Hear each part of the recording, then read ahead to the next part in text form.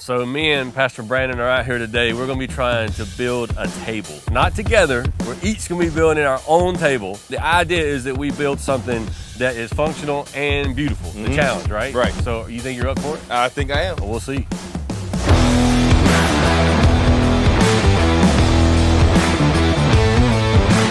We got a little bit of cherry accents here. We got some walnut pieces here, some more smaller pieces here. So we have some wood to choose from.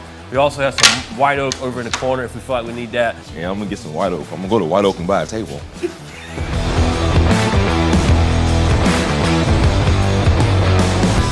Has the right piece, because you were about to cut it wrong.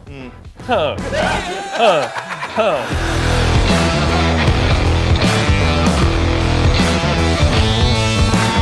You looking at mine, man? Come on. Hey man, I just wanted to come over and see. Hey, you can look at it all you want. It doesn't matter where you could actually build it. I was just That's looking the to see what you were doing, man. That's all I was trying to Okay, look and see I got what you. okay. Yeah. I see what you're talking about. Yeah. Yeah, okay.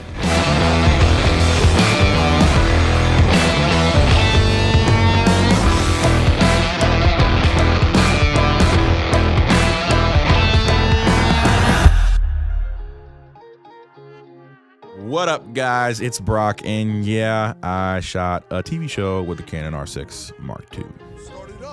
Kinda. First of all, if you're new here, appreciate you. Thanks for watching. Hit that subscribe button if you like what you see. We talk filmmaking, we talk all kinds of gear. It's a great time. Would love to have you. So hit that subscribe button, hit that like button, leave me a comment, let me know that you're here. It's good to see you. No, this was not actually a TV show that was going on a network or actually going to play on like cable TV or whatever. This was something in-house for my job. As you guys may know, I work at a church. I'm a creative director. And we wanted to basically recreate like an HGTV, TLC type of show. And I decided let's really just go for it and lean full into that whole model, that whole idea. And the goal was to make it look as much like a TV show as we possibly could. So when I first sat down to plan this project and figure out how we were actually going to do it, I'd already had the Canon R6 Mark II in hand. The first week that I had it was when we had this idea and we were going to execute it. And I still had obviously my R6 Mark I as well. And I thought, man, these would be great options to use to follow each of the guys around as they're trying to build their table, right? So like I needed 2 camera ops, I needed 2 cameras to be able to follow these guys around. Then I was gonna use the C70 as my wide angle. So I hit up my friend Nemo, he was able to help me shoot this video. I shot it on the Canon R6 Mark II.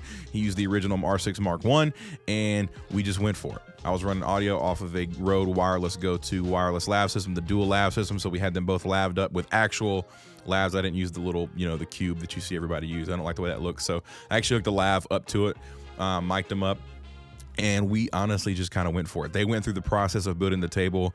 Obviously, one of them being an expert, one of them being an amateur, and we kind of went through this whole process. And I learned a lot about this camera. You guys probably saw some of the footage, honestly, from that shoot in the last video when I reviewed the R6 Mark II. But I learned a lot about how powerful these cameras really can be if you're using them in the right context. Now, would I show up to shoot a show for HGTV or TLC with an R6? Probably not. That would probably not go over well. I would definitely bring something like a C70 or something higher end for those kind of projects. But this does prove that these cameras can hold their own.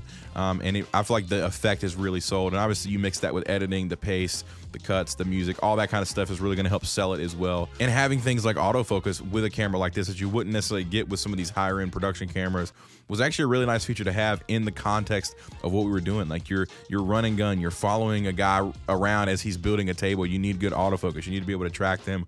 Sometimes you're not gonna be able to always manually pull focus. So it was really cool to have that as well. And honestly, it wasn't the most camera friendly environment. There's dust flying everywhere. I used my Nanlite 300B to try to get as much light in the shop as I could. Luckily there was white walls in there. We threw some extra lights up, bounced off, just try to make it bright to try to meet the level of outside so it wouldn't be so backlit, but it was almost impossible to get it bright enough with the lights that I actually have access to. But yeah, I did all of this on 2 R6 primarily. Other than the wide shot, there was a C70. The rest of it was all Canon R6 Mark I and Mark II. Now, what you guys saw at the intro was basically just the trailer for this show. We're actually going to break it down into 4 different episodes, so I'm not going to show you all of that, but if you do want to see it, let me know. I can steer you in the right direction for a place to watch all of those. But the trailer you guys saw is a great example of what the show is kind of going to feel like, how it's going to be paced. It'll just be a little slower pace in each episode. Obviously, a little more dialogue, a little more conversation happening, but we're really trying to sell the idea of the expert and the amateur and like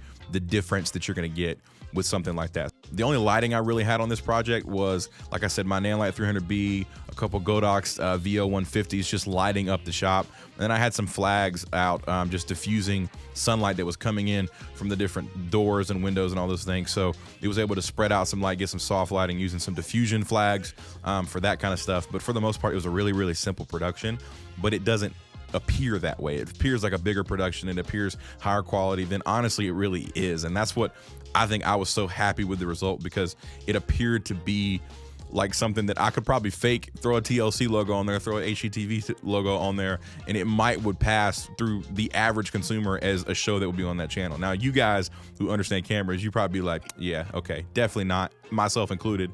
But the goal is not to fool me and you. The goal was to fool all the people that are going to show up to church and watch this video. We wanted it to feel like that. And I think that proves that you don't always need the most expensive gear. You know, you can have a prosumer, you know, mirrorless hybrid camera and get some great results. And honestly, this is the reason why I love showing you guys projects that we get to do, is because they're great examples of what you can do with gear that we spend so much time talking about, researching, looking up, because ultimately it doesn't matter the specs, it just matters what result you can get with the camera. And I like to show you guys these examples, these real world examples, that how I'm actually using this stuff. So you know that I'm actually using the cameras that I talk about, I'm actually using the lenses that I'm talking about, and you can actually see tangible real world results. And I think that's a big deal when it comes to making large purchases and making investments into your career and your future.